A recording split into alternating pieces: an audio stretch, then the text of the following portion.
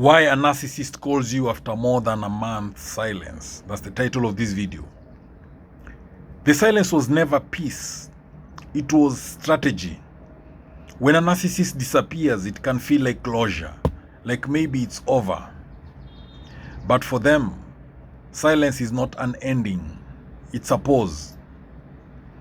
A narcissist does not detach the way emotionally healthy people do. They don't say, this chapter is closed.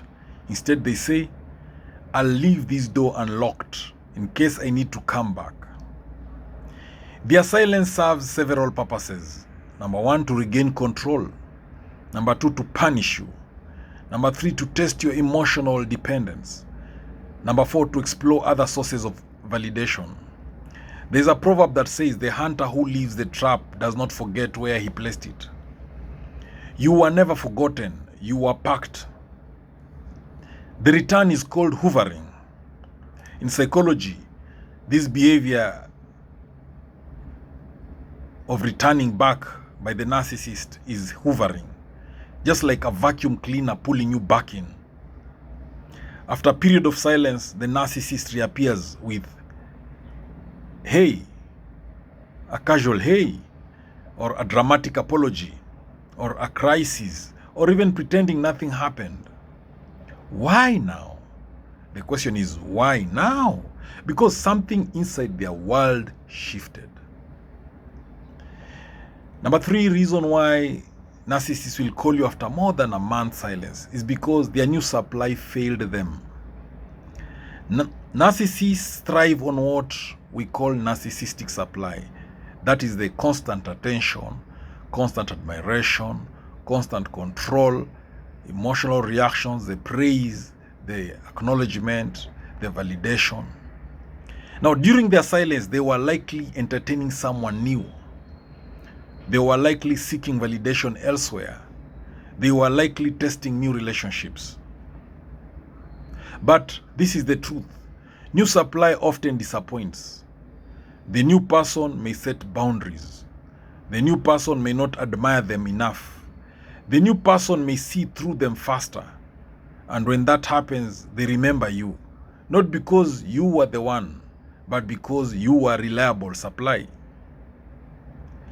The narcissist calls you after more than a month's silence because you represent emotional investment they don't want to lose.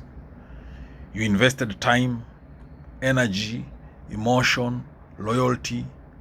To a narcissist, that investment feels like ownership. So when they return, part of their mindset is, I've already put work into this person. Let me see if I can still access it. It is not love. It is entitlement. They want to test if you still care. They are silently asking, will you answer? Are you still emotionally available? Do I still have power over you? Even a small response gives them information. Silence from you threatens them. Response from you feeds them. They miss control, not you. Let's be honest. The narcissists, they don't miss you. They don't miss your heart. They don't miss your kindness. They don't miss your presence. They miss your reactions. They miss your attention. They miss your emotional availability. That's what they miss. They miss the feeling of control. Because control is their version of connection. Their ego needs reassurance. And time passes, life happens, and suddenly they wonder, what if they moved on? That thought alone can trigger a return. Not because they want you, but because they don't want to feel replaceable. So they call to confirm you are still there. They call to confirm you still respond. They call to confirm you still feel something. Once confirmed, they relax again. The reason why a narcissist calls you after more than a month's silence is because they are bored. Sometimes the reason is painfully simple. They are bored. And you were once entertaining. You were once emotionally responsive. You were once easy to engage. So they revisit you like someone scrolling through old contacts. No depth, no intention, just temporary stimulation. They sense you are healing. This one is unsettling but very real. When you begin to detach emotionally, when you begin to move forward, when you begin to reclaim your peace, something shifts in your energy. And often the narcissist feels that shift. It threatens them because your healing means loss of control, loss of influence, loss of access. So they return not to celebrate your healing, but to disrupt it. They want to rewrite the narrative. After time passes, they may come back with apologies, with explanations, with revisions of history, not because they've changed, but because they want to ease their guilt, because they want to control how you remember them. They want to restore their image. It's about reputation management, not accountability. They need emotional regulation. Narcissists often lack internal emotional stability. So they rely on others to soothe them, to validate them, to center them. When they feel lonely, rejected, insecure, they return to people who once stabilized them. You become their emotional reset button. A narcissist calls you after more than a month's silence because the trauma bond pulls them back to. Here is something many people miss. The connection between you and a narcissist is not normal attachment. It's a trauma bond. And trauma bonds are addictive. They're cyclical. They don't end cleanly. So just as you feel the pull, they feel it too. But they act on it differently, through control, not healing. They expect that you haven't changed. Time passed for you. Growth may have happened, but in their mind, you're frozen in the role they left you in. The one who forgives, the one who waits, the one who answers. So when they return, they expect the same version of you. And when they meet a different version, that's when things get interesting. They want access without commitment. That's the other reason why a narcissist calls you after more than a month's silence. It's because they want access without commitment. The call doesn't mean they want a relationship. The call doesn't mean they have changed. The call doesn't mean they are ready. It often means I want access without responsibility. They want conversation without consistency. They want attention without effort. They want connection without accountability. The other reason why a narcissist calls you after more than a month's silence is because they fear losing their backup. In their internal system, people are categorized as primary supply, secondary supply, backup options. So you may have been moved to backup. And after a month, they are checking.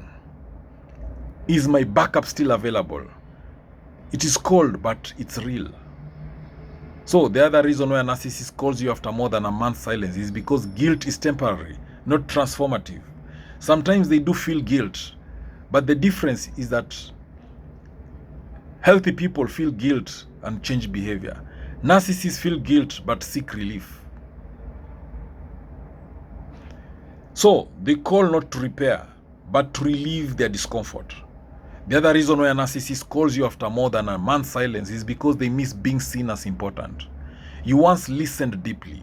You once cared genuinely. You once valued them. That made them feel significant.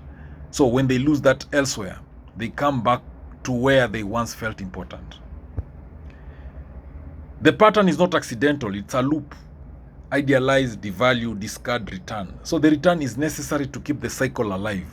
Without it, the control ends.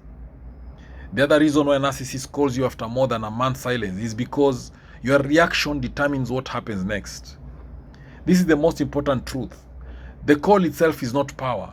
Your response is. If you engage emotionally, the cycle restarts. If you set boundaries, the pattern weakens. If you ignore, the control breaks.